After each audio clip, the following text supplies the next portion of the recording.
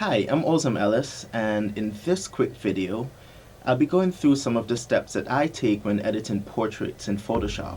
I hope you can take something useful from this.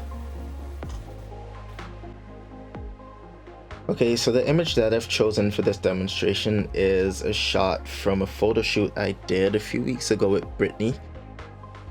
What I'm doing now is I'm dragging the raw image from Nikon's raw editor over to Photoshop CS5, and it opened up in camera raw. So now I'm just verifying that the color balance is the same as I took the picture in camera. Analyzing the image some more, I've realized two things. I realized that first of all, I'm losing a tiny bit of detail in the shadows in the hair, and I can see that by the blue indication. And also the eyes are a little dark and a bit red. So first things first, I'm gonna select the adjustment tool brush.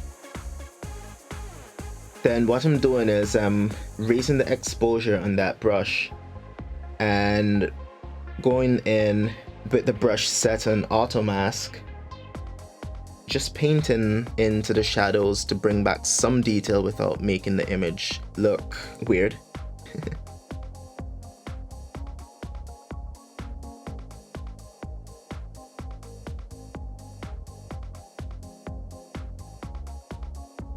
Okay, so I think I can stop here for now.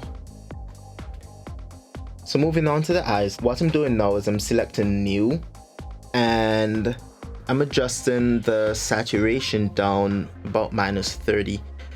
What that's gonna do is that's gonna get rid of some of the redness in the whites of the eyes.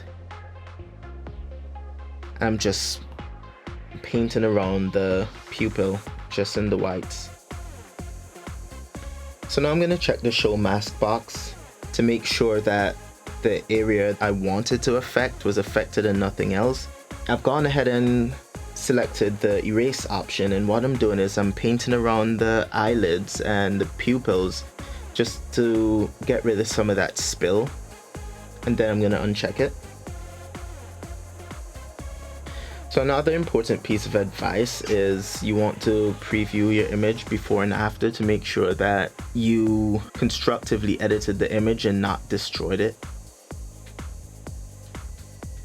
So what I'm doing now is I'm selecting the spot removal tool because I noticed Brittany has some very minute blemishes in her skin. These blemishes are so minute that if you don't want to touch them, you really don't have to. Brittany has really good skin, so that's a plus. Okay, so that's it for camera raw. Now I'm just going to select open image. The image opens in Photoshop, and now I'm going to do a little bit more in-depth editing. First off, what I'm going to do is unlock the background layer, and the way I do that is right click the background layer and select layers from background, hit OK. Then now I'm going to open a new empty layer and rename that blemish removal. Then now what I'm going to do is I'm going to select the healing brush tool, just making sure that the brush's sample settings are set in current and below. Then just go over any minute imperfection. Again, this really doesn't have to be done. Brittany has really good skin. I'm just going over this for video demonstration purposes. The way you use this brush, by the way, is you hold Alt or Option if you're using a Mac, and you click the spot that you want to sample, and then all you do is you just rub it over the spot that you want to fill, and it automatically fills it and blends it depending on how you set the brush. Right here I've noticed a hair strand running across Brittany's face onto her lips. So what I'm doing now is I'm just sampling along the lip line and filling that, and then also just going up her cheeks a little bit or her jawline and removing just a little bit of that hair so it's not a distraction. Okay, so one thing I like to do is I like to preview my images from further out and see what else I need to fix, because if I keep looking at this image at 100% magnification, I can tend to overdo sometimes. Now what I'm going to do is I'm going to select both of my layers by selecting one, holding Control and clicking on the next. Then I'm going to merge the layers up by holding Control, Alt and E. Then I'm going to rename the layer Portraiture. Now what I'm doing is I'm using a third-party plugin called Portraiture. I really like this plugin for just adding that extra refinement to the skin. On a portrait like this, I usually only use 3 options, and that's the opacity, luminance and latitude. Again, I won't go into extreme detail about what these do, but if you have it, you can play around with them yourself. Okay, so now I'm satisfied with this effect and I'm just gonna click OK. I'm just gonna allow Photoshop to do its thing.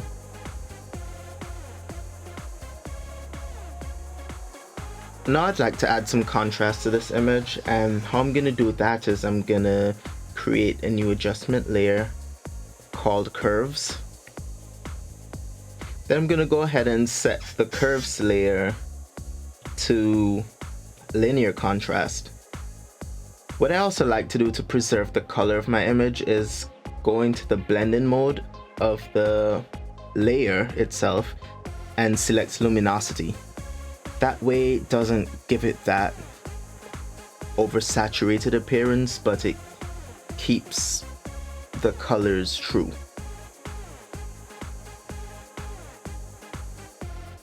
Again, now I'm just going to preview it on and off.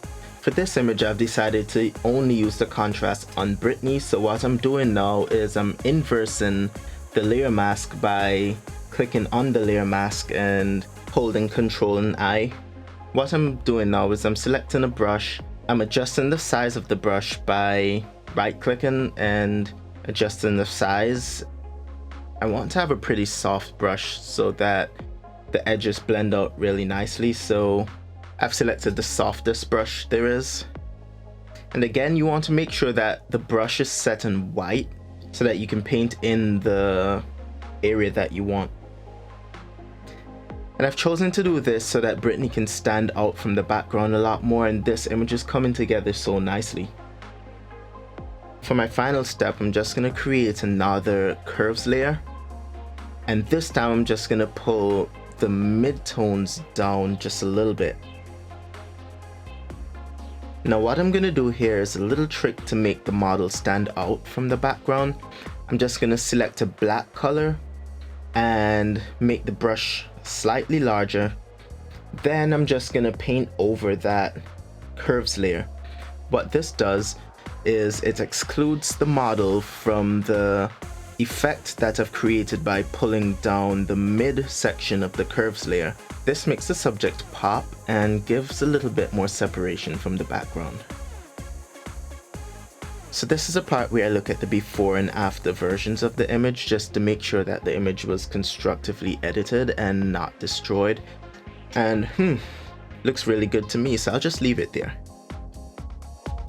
So that's it for my quick demonstration on how I edit portraits. I hope you found it useful. If you liked the video, please give me a thumbs up. And last but not least, subscribe below as I'll be posting more videos like this and other videos in the future. Thank you.